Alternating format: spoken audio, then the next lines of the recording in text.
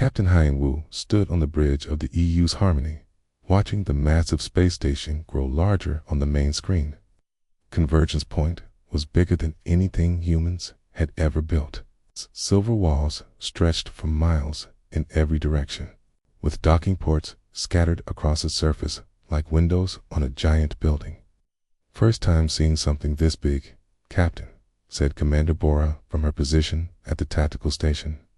She was trying to sound calm, but Hyen-Woo could hear the wonder in her voice. 3 months ago, none of them had known that aliens even existed. Now they were about to meet representatives from dozens of different species. "Keep scanning for any threats," Hyen-Woo replied. "We don't know what we're walking into." Dr. Taman looked up from his research station.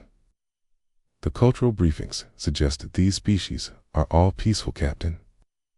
The Villani, who first contacted us, emphasized that violence is almost unknown in the galactic community." Hyen-Woo nodded, but kept his expression neutral. He had read the same reports. According to the Villani, most species in the galaxy had evolved beyond the need for war.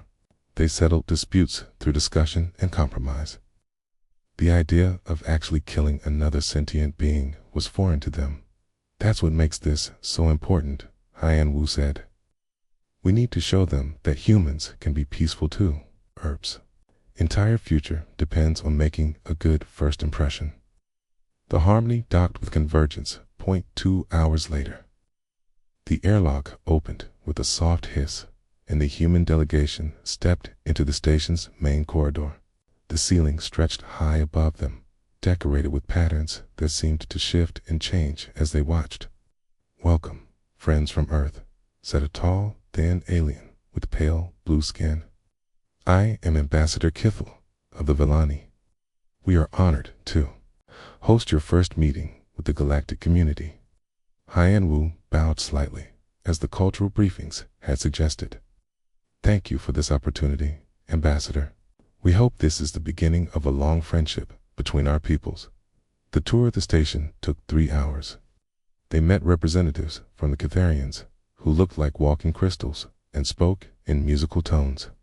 The Verdani resembled giant flowers with multiple arms that moved like branches in the wind. Each species was curious about humans, but also seemed genuinely peaceful. "Your species is fascinating," said Elder Bloom, the Verdani representative. "You have such interesting emotions. We can sense the complexity of your thoughts." "We look forward to learning from all of you," replied Dr. Taman. "Your civilizations have achieved things we can only dream of." The formal dinner was held in the station's grand hall.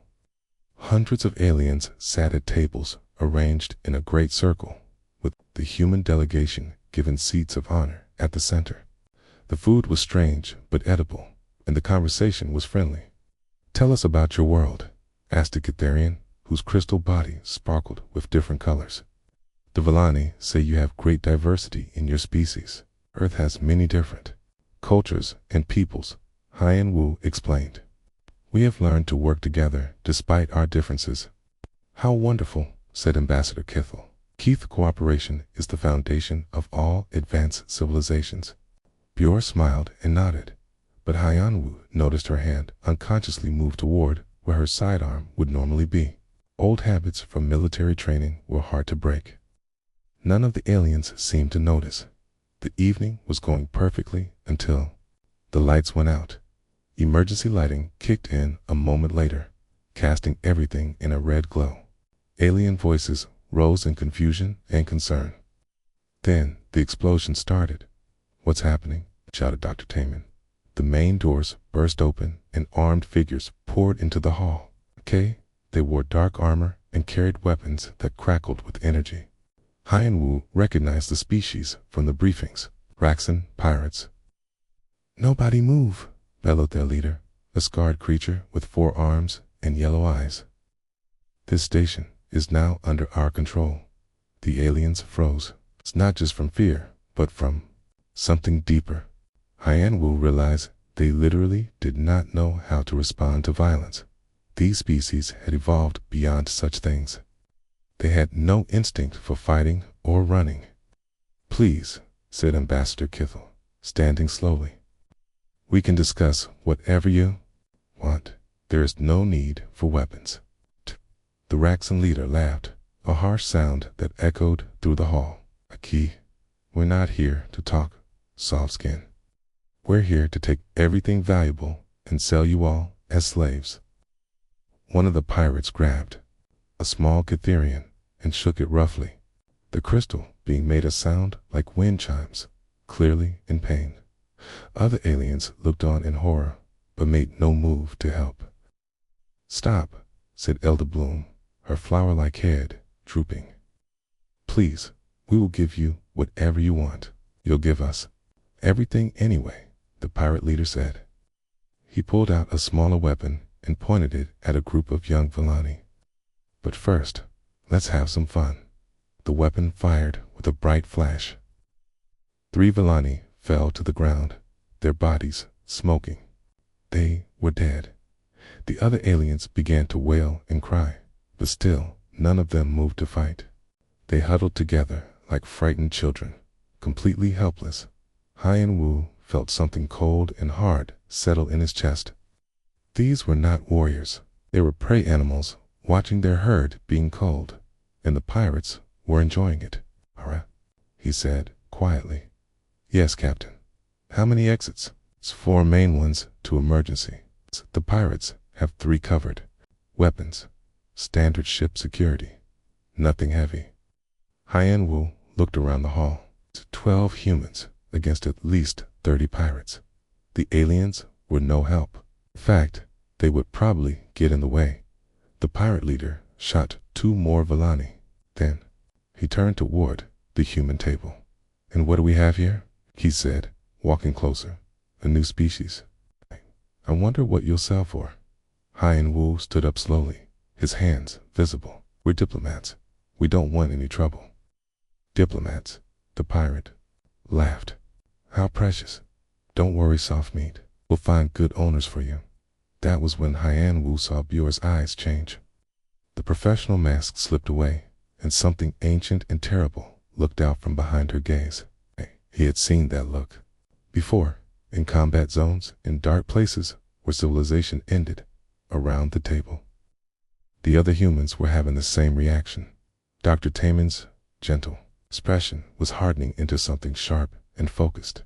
Engineer Dongmin was calculating distances and angles. Communications Officer Su Jin was mapping escape routes. The pirates had made a mistake. They thought humans were just another peaceful species. They had no idea what they had awakened. Actually, Hien Wu said, his voice dropping to a whisper, I think there's been a misunderstanding. The lights went out completely.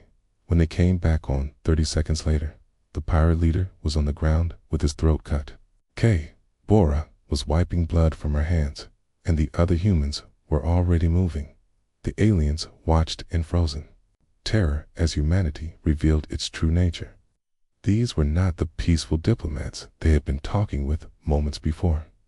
These were predators, and the hunt had begun. The galaxy was about to learn what humans really were. The darkness lasted only seconds, but when the emergency lights flickered back on, everything had changed. The pirate leader lay dead on the floor, his blood spreading across the polished metal. Commander Bura stood over him, her dinner knife red in her hand. The other pirates stared in shock. They had seen thousands of different species across the galaxy, but none had ever moved like that. None had ever killed so quickly and quietly. What just happened? One of them shouted. Captain Hien Wu stepped forward, his diplomatic smile completely gone. You made a mistake, he said. You thought we were like them. He pointed to the cowering aliens. We're not. The nearest pirate raised his weapon, but Dr. Taemin was already moving. The gentle scientist grabbed a serving tray and threw it with perfect aim. The metal disc hit the pirate's wrist and broke it with a sharp crack. The weapon fell to the ground. Scatter, Hien Wu commanded. The 12 humans spread out across the hall like they had practiced it 1,000 times. They moved low and fast, using the tables and chairs as cover. The pirates tried to track them, but found themselves aiming at empty air. Engineer Dong Min reached the power controls first. He had studied the station's systems during the tour, memorizing every detail. House fingers flew over the alien interface, and sections of the hall went dark one by one. There, in the shadows, a pirate yelled. "Where are they?" Yora answered by appearing behind him. Her knife found the gap between his armor plates, sliding in, smooth and silent. He dropped without a sound. The other pirates began firing randomly into the darkness. Energy bolts lit up the hall like lightning, but the humans were always somewhere else. They had learned to fight in places where mistakes meant death. These pirates had learned to fight helpless prey. Communications officer Sujin crawled under a table toward the main doors. She had been a sniper before joining the diplomatic corps. Her hands found a fallen pirate's weapon, and she checked the charge with practiced ease. "Left side, 3 targets," she whispered into her comm unit. "Copy," came Hien Wu's voice. The captain appeared like a ghost, moving from shadow to shadow. He had served in Earth's Special Forces for 10 years before taking command of the Harmony. Urban combat was second nature to him. A pirate turned just in time to see Hien Wu's face in the darkness. The last thing he saw was a blade sliding between his ribs. "They're picking us off," shouted the pirate's second in command. "Group up, back to back." But grouping up only made them easier targets. Dr. Tammin had spent years studying anatomy, learning how different species moved and breathed. He knew exactly where to strike each type of alien for maximum damage. The Raxan pirates were strong but slow. Their armor protected them from energy, weapons, but not from sharp metal in the right places. Dr. Tammin used his medical tools like surgical instruments, precise and deadly. Dong-Min had found the station's maintenance shaft, crawled through the narrow space above the ceiling, watching the battle through air vents. When he saw a group of pirates taking cover behind an overturned table, he opened a valve. Toxic gas meant for cleaning the air systems poured down on them. The pirates choked and stumbled, their vision blurring. They were easy targets for the humans, waiting in the shadows. "This is impossible," gasped one of the surviving pirates. "They're just diplomats." "No," said Biora, appearing beside him. "Humans." Her knife ended his confusion permanently. The battle moved through the station like a deadly dance. The pirates tried to escape, but the humans had already sealed the exits. Sujin controlled the main doors from the security station. Every time the pirates tried to break through, they found the passages blocked. "We need to get to the ships," the remaining pirate commander ordered. "Fall back to the docking bay." But the humans were already there. They had split up, covering every route. The pirates found themselves trapped in a maze of corridors with predators hunting them from every direction.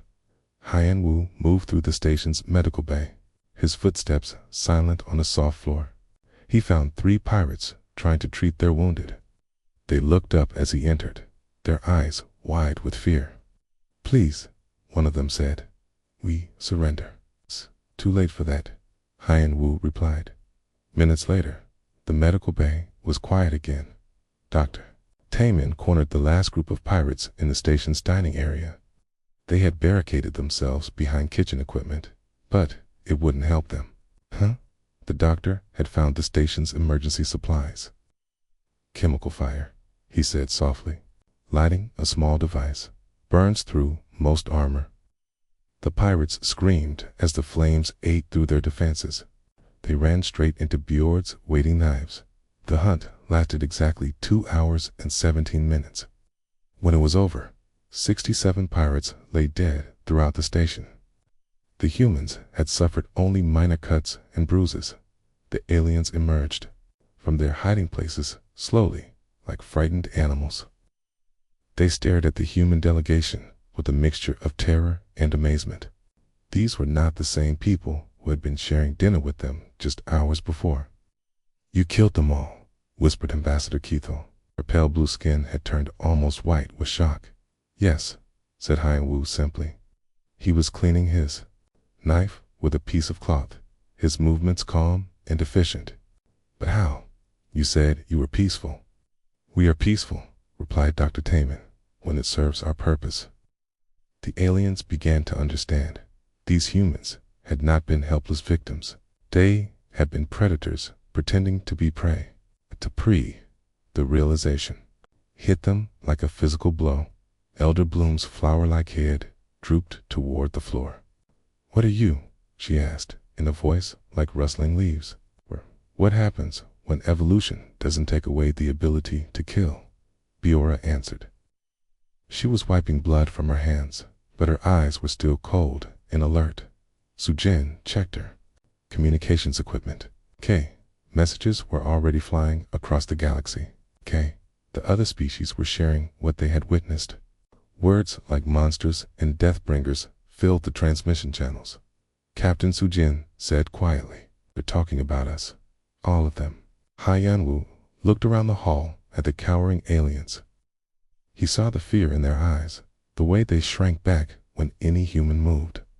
The galaxy had seen humanity's true face, and there was no going back. I know, he said. Send a message to Earth. Tell them the masquerade is over. What do we tell them about the aliens? Hyan-Wu looked at the frightened creatures who had welcomed them as friends. They would never trust humans again. Worse, they would warn everyone else about what they had seen. Tell them we have a problem, he said. A very big problem. The galaxy would never be the same. The emergency meeting of the Galactic Council began 3 days after the Convergence Point incident. Representatives from 47 different species gathered in the Great Chamber on the neutral world of Harmony Prime. The massive, dome-shaped building had hosted peaceful discussions for over 1,000 years, but never had the atmosphere been so tense. Ambassador Keithel of the Vellani stood at the central podium, her pale blue skin even paler than usual. Behind her, a massive screen showed security footage from the space station. The images were grainy and dark, but they clearly showed human figures moving through shadows with deadly precision. Honored Council, Keithel began, her voice shaking slightly. We have been deceived. The species that calls itself human is not what they pretended to be. Murmurs rippled through the assembled delegates. Kitharian's crystal bodies chimed softly with distress. The Verdani representatives rustled their leaf-like appendages in agitation. Show us the evidence, demanded Elder Zorinth of the Hegemony, one of the older species in the council. His ancient voice carried the weight of centuries. The screen flickered to life. The delegates watched in horrified silence as the security cameras captured the battle in the station's main hall. They saw the human diplomatic team transform from gentle visitors into efficient killers in the space of seconds. Watch their movements. Keithel pointed to the screen. See how they coordinate without speaking? Notice how they target weak points with surgical precision. This is not panic or self-defense. This is trained behavior. The footage showed Dr. Taman using medical instruments as weapons. Commander Biora moved through the shadows like a ghost. Captain Hyan-Wu killed with the calm efficiency of someone who had done it many times before. 67 Raxan pirates, Keithel continued, dead in just over 2 hours. 12 humans, with no military equipment, eliminated a force 5 times their size. But surely they were protecting themselves, said Representative Quillen of the Peaceful Collective. The pirates were threatening everyone. Look at their faces, Keithel replied. The screen zoomed in on the humans during the fight. Do you see fear? Do you see desperation? Or do you see something else? The council members leaned forward to study the images. What they saw chilled them to their cores. The humans showed no fear, no hesitation. Their expressions were cold and calculating, like predators selecting prey. They enjoyed it, whispered Elder Bloom of the Verdani. They enjoyed the killing. No, Kitho corrected. Enjoyment suggests emotion. What we saw was worse. They were simply doing what they were designed to do. The screen changed to show the aftermath. The human delegation stood among the bodies, calmly cleaning their weapons. Aliens cowered in terror, but the humans showed no remorse or shock at what they had done. We contacted Earth immediately. Kitho continued. We demanded an explanation. Their response was ... troubling. Another screen activated, showing a recorded message from Earth. Admiral J1 appeared in full military uniform, his face stern and uncompromising. The crew of the Harmony acted in self-defense, the Admiral said. They followed standard protocols for protecting civilian populations from hostile forces. We see no reason to apologize for saving lives. Standard protocols, repeated Kitho. They have standard protocols for mass killing. This is not a peaceful species learning to defend itself. This is a predator species that has been hiding its true nature.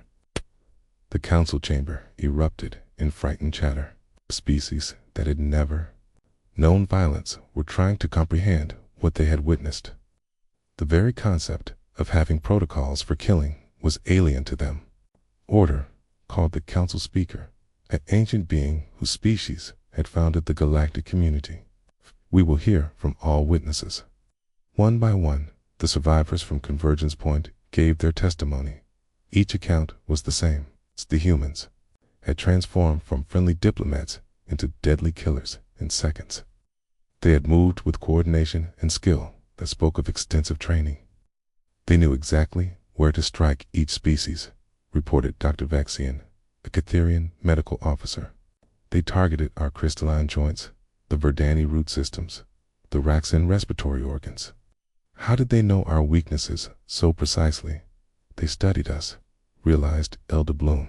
During the cultural exchanges, during the tours, during dinner, they were learning how to kill us. The revelation sent waves of fear through the council. Every species began to remember their interactions with the human delegation. The questions they had asked, the areas they had shown interest in, the way they had observed everything with such careful attention. We believe they were curious about our cultures, said Ambassador Tyrell of the Merchant Federation. Instead, they were gathering intelligence on our vulnerabilities. The council speaker called for a recess. In the private chambers, the delegates discussed their options in hushed, frightened voices. Some species wanted to immediately declare war on Earth. Others suggested trying to negotiate. A few proposed simply avoiding human space entirely. We cannot fight them, Elder Zorinth said bluntly. Our species evolved beyond violence millennia ago. We have no weapons, no warriors, no understanding of warfare. They would slaughter us, like the pirates. But we cannot simply ignore them, argued Representative Quillen. They know where we live. They know our weaknesses. What if they decide we are threats to be eliminated? Dr. Yansu's analysis arrived during the recess. The xenopsychologist's report was transmitted directly from Earth, and it painted a terrifying picture of human nature. Humans are apex predators, the report stated. Violence is not aberrant behavior for them. It is a fundamental part of their evolutionary heritage. They have the capacity to organize, plan, and execute complex military operations. More importantly, they have the psychological makeup to kill without hesitation when they perceive a threat. The report continued with detailed analysis of human history. Wars, genocides, and conflicts that spanned thousands of years. The peaceful facade they had shown the galaxy was real, but it was built on top of something far more dangerous. They are not evil, Dr. Yansu's report concluded. They are simply what they evolved to be. The question is whether they can coexist with species that evolved differently. When the council reconvened, the decision was swift and unanimous. The speaker's voice carried the weight of 47 civilizations as he announced the verdict. The species known as humans represents a clear and present danger to galactic peace. They have demonstrated both the capability and willingness to engage in organized violence. They have deceived us about their true nature and studied our weaknesses while pretending friendship. The chamber fell silent as the speaker continued. Therefore, the Galactic Council hereby declares the Sol System and all human territories to be under indefinite quarantine. No human vessel will be permitted to leave their space. Any human ship detected beyond the boundaries of their system will be destroyed without warning. Furthermore, all species are advised to avoid contact with humans. They are to be classified as a hazardous predator species, and all information about their capabilities is to be shared freely among council members. The decision was final. Humanity had been judged and found wanting. They would be caged in their own solar system, cut off from the galaxy they had hoped to join. But even as the council celebrated their decisive action, some members wondered if they had made a terrible mistake. They had seen what humans were capable of when cornered. What would they do when they realized they were trapped? The answer would come sooner than anyone expected. The emergency meeting took place in the deepest levels of the Pentagon, 300 feet below ground. The conference room had no windows and only one entrance. The walls were lined with metal that blocked all electronic signals. What happened? In this room would never leave it. Admiral J1 sat at the head of a long table, his uniform crisp despite the early hour. Round him sat the most powerful military leaders on Earth. General Minho commanded the combined armies. Admiral Hai-Jin controlled the space fleets. Director Wu Jin ran Earth's intelligence services. The message from the Galactic Council arrived 6 hours ago. Admiral J1 began. They have declared us a hazardous species and placed our entire solar system under quarantine. Any human ship that leaves our space will be destroyed. The room was silent. These were men and women who had spent their lives preparing for war, but they had never imagined a situation like this. "How many ships do they have?" asked General Minho. According to Captain Hyan Wu's report, thousands, maybe tens of thousands. They control the entire galaxy, except for our small corner of it. What about their weapons? Admiral Hai-Jin wanted to know. Energy-based, but designed for disabling rather than destroying. They haven't fought a real war in centuries. Most of their species don't even understand the concept of total warfare. Director Wu Jin leaned forward. That's both good and bad news. Good, because their weapons aren't designed to kill. Bad, because they've seen what we can do. They'll adapt, will they? Admiral J1 asked. Can a species that has evolved beyond violence suddenly become warriors? It's a question hung in the air. Everyone in the room knew the answer. The alien species were like sheep trying to become wolves. It was possible, but it would take time. Time that humanity might not have. We have maybe a year before they develop proper weapons, Director Wu Jin estimated. Maybe 2, if we're lucky. After that, they'll have us surrounded and outgunned. What are our options? General Minho asked. Admiral J1 activated a holographic display showing the galaxy. Earth sat at the edge, a tiny blue dot surrounded by the vast territories of alien civilizations. Option 1 is to accept the quarantine. We stay in our solar system forever, isolated from the galaxy. Unacceptable, said Admiral Hai-Jin immediately. Humanity needs resources, space to grow. We can't survive locked in one system. Option 2 is to try diplomacy. We could send messages explaining that we're peaceful now, that the incident was a mistake. They'll never believe us, Director Wu Jin said. They've seen our true nature. They know we're predators. Which brings us to option 3. Admiral J1 continued. We expand anyway. We break the quarantine and take what we need. Means war with the entire galaxy, General Mind pointed out. Does it? Admiral J1 asked. What if they never knew we were expanding? The room fell silent as the implications sank in. Director Wu Jin was the first to speak. "You're talking about eliminating witnesses. I'm talking about survival," Admiral J. Wan replied. "They've seen what humans are capable of. They know our weaknesses and our strengths. They'll never trust us again." "But if we eliminate the witnesses," Admiral Hyjin said slowly, "we could start over. Make new first contact with species that don't know about us." "Exactly. We approach each species as if we're making first contact. We study them, learn their weaknesses, and when we're ready, we act." General Minho studied the holographic display. "How many species witnessed the convergence point incident?" 47 were represented at the council meeting. "But the Villani were the first to discover us. Okay? They have the most complete information about Earth's location and capabilities.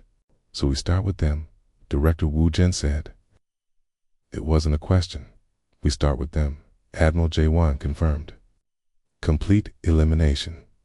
No survivors, no records, no evidence that humans ever existed." The room was quiet for a long moment. These were military leaders who had made hard decisions before, but this was different. This was genocide on a galactic scale. "What about the other species?" Admiral Hyjin asked. "The ones that were at the council meeting. We deal with them one by one. We approach each species separately, claiming to be humanity's first contact mission. We gain their trust, study their weaknesses, and then we act. They'll eventually compare notes," General Min Ho warned. "They'll realize something is wrong." "Not if we're careful," Admiral J1 said. "We use different ship designs, different uniforms, different names. We make each contact seem like humanity's first and only attempt at galactic diplomacy." Director Wu Jin pulled up files on his tablet.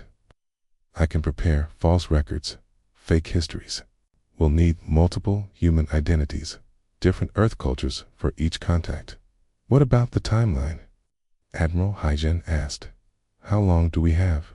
"The galactic community is large and spread out. Communication between distant species takes time. We could have months or even years before they start sharing detailed information. It's long enough to eliminate the primary witnesses," General Minho agreed. Admiral J1 stood and walked to the holographic display. He pointed to a cluster of stars near the galactic center. "The Villani homeworld is here. 3 planets, 2 billion population. They're the ones who discovered us, who have the most complete records of our capabilities."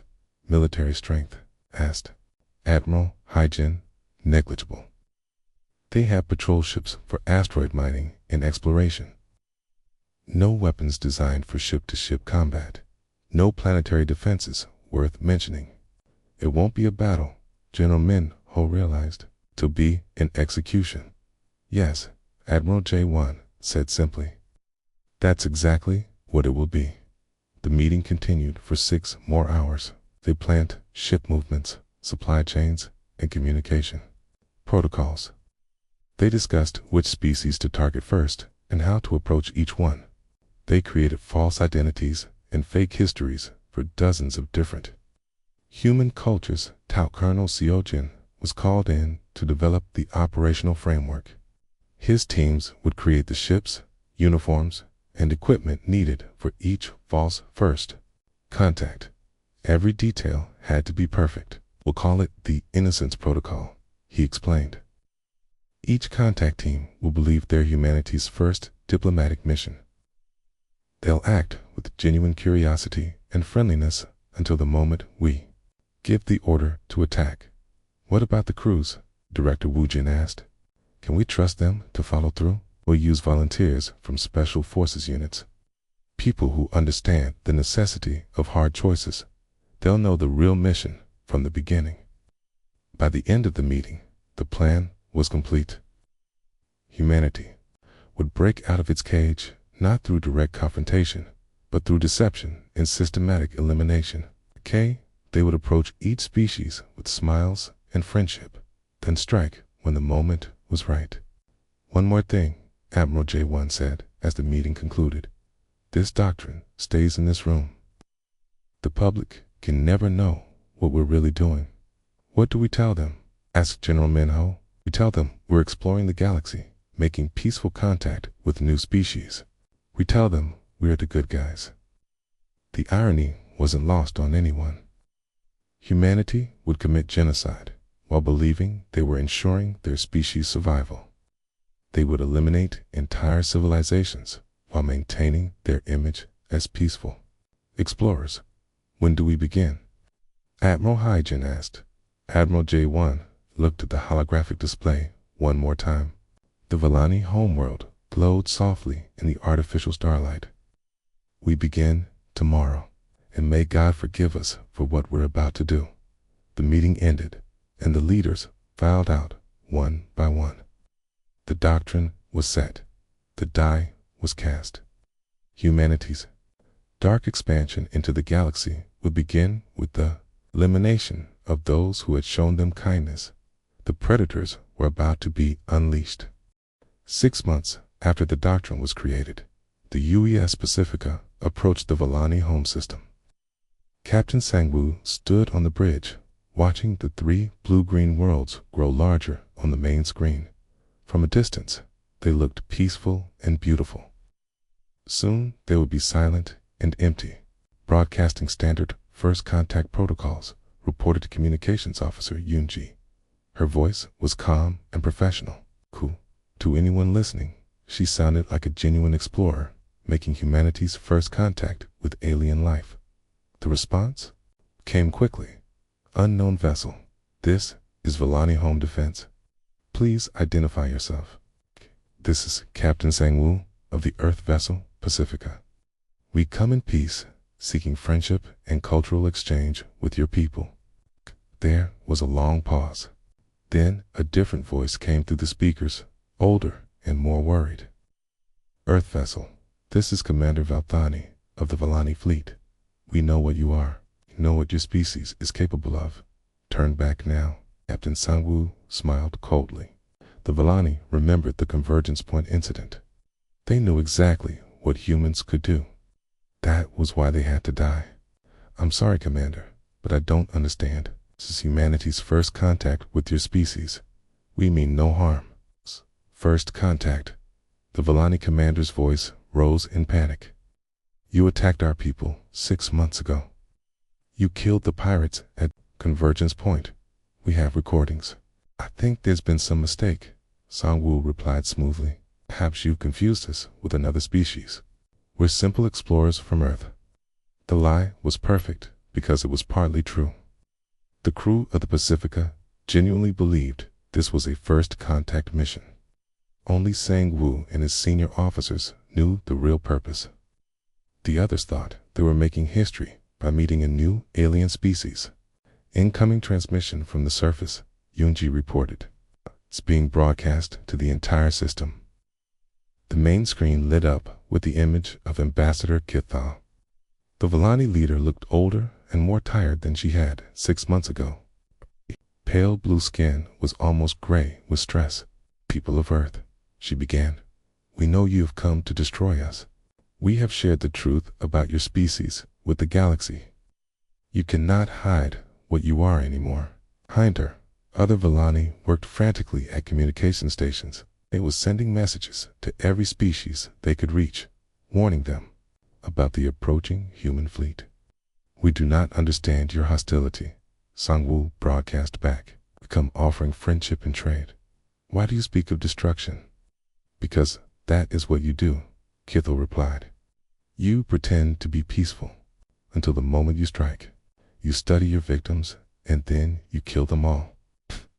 The bridge crew of the Pacifica looked confused. Lieutenant Namho, the weapons officer, turned to his captain with questioning eyes. Sir, they seem to think we're hostile. Should we withdraw? Us pretended to consider this. No, Lieutenant. They're obviously confused. Perhaps another species attacked them and they think it was us. We'll continue with the mission. The Vellani fleet moved to intercept them. 12 ships, each one designed for peaceful exploration rather than war. Their weapons were mining lasers and tractor beams meant for moving asteroids and clearing debris. Human vessel, Commander Velthani's voice crackled over the radio. "You will not reach our worlds. We will stop you here." "This is unfortunate," Sangwoo announced to his crew. They appeared to be hostile. "All hands to battle stations." The crew moved with practiced efficiency, but Sangwoo could see the confusion in their faces. They had come expecting to make peaceful contact. Instead, they found themselves preparing for battle against aliens who seemed to know things about humanity that the humans themselves didn't understand. "Sir," reported Lieutenant Jae-hoon from the sensor station, "their weapons are not designed for ship combat. They're industrial tools." "Even so, we must defend ourselves," Sangwoo replied. "Target their engines. Disable them if possible." The battle was over in minutes. The Vellani ships moved slowly and predictably. Their industrial weapons couldn't penetrate human military shields. One by one, they were crippled and left drifting in space. "Excellent work," Sangwoo told his crew. "Now we can proceed to the surface for peaceful negotiations." There would be no negotiations. As the Pacifica approached the first Vellani world, more human ships emerged from hyperspace. The UES Retribution, the UES Justice, and the UES Harmony appeared in perfect formation. "Additional Earth vessels?" asked Lieutenant Namho. "Sir, how did they know to come here?" "Back up," Sangwoo said simply. "Command wanted to ensure our first contact mission succeeded." On the surface of the Vellani homeworld, panic spread through the cities. The blue-skinned aliens had seen the footage from Convergence Point. They knew what was coming. Emergency broadcasts filled the airwaves as families tried to reach safe shelters that didn't exist. "All ships commence planetary bombardment," Sangwoo ordered quietly into his private communication channel, "Sir." Lieutenant Namho looked shocked. "Bombardment? These are civilians." Sangwoo's expression hardened. "They fired on us first, Lieutenant. They are clearly hostile. We must protect Earth from this threat." "But they used mining equipment." "They were hardly a threat to. Are you questioning orders, Lieutenant?" The bridge fell silent. The crew had trained for years to follow commands without question, even when those commands made no sense, even when they seemed wrong. The bombardment began 30 minutes later. Plasma beams lanced down from orbit, targeting the major cities. The Vellani had no planetary shields, no defense systems designed for warfare. Their civilization had been built on the assumption that such violence was impossible. Commander Eunji monitored the communications channels as the cities burned. She listened to the desperate pleas for mercy, the frantic attempts to surrender, the final messages sent to other worlds. "They're transmitting our ship identification codes," she reported. "They're telling the galaxy that Earth is responsible." "Jam all communications," Sangwoo ordered. "Nothing leaves this system." The extermination took 18 hours. 2 billion Vellani died as their 3 worlds burned. The human fleet moved systematically from city to city, ensuring nothing survived. When it was over, the Vellani species was extinct. "Mission complete," Sangwoo reported to Earth Command. First contact was unsuccessful. The Vellani species was discovered to be hostile to human life. Threat eliminated. Similar reports came in from other parts of the galaxy. The Catharians had been eliminated by the UES Explorer, whose crew believed they were defending against crystalline monsters. The Vidani forests burned under chemical weapons deployed by the UES Pioneer. Its captain reported that the plant-like aliens had tried to poison his crew. Each human ship told the same story to their crews. Each captain reported that the aliens had attacked first. Each crew believed they were heroes defending humanity from hostile aliens. The galaxy grew quieter with each passing month. Species that had communicated for thousands of years simply stopped responding to messages. Trade routes went silent. Entire civilizations vanished without explanation. In the depths of space, human ships continued their work. They approached each new species with messages of peace and friendship. They asked questions about culture and technology. They learned about weaknesses and defenses, and then they killed everything that had seen their true faces. Admiral J1 stood in his office on Earth, watching reports from across the galaxy. Red lights marked the locations of extinct civilizations. Green lights showed species that had not yet been contacted. Okay, the green lights were becoming fewer each month. Many more? Asked Director Wu Zhen. 43 species remain from the original council meeting, Admiral J1 replied. But we've encountered 17 new species during expansion. They'll have to be eliminated as well. And after that? Admiral J1 looked at the star map for a long moment. After that, we keep expanding, keep making first contact. We keep ensuring that no one survives to warn the others. For how long? For as long as it takes, till the galaxy belongs to humanity alone. Outside Earth's atmosphere, construction crews worked on massive new shipyards. Humanity was building a fleet large enough to patrol an entire galaxy. They would need ships at every star, soldiers on every world, to maintain the illusion that each contact was humanity's first. The galaxy slept peacefully, unaware that the predators had already claimed it. Species continued their daily lives, sending messages to neighbors who would never answer, planning for futures they would never see, and in the darkness between the stars, human ships waited patiently for their next opportunity to make peaceful first contact. The hunt would continue until there was nothing left to hunt.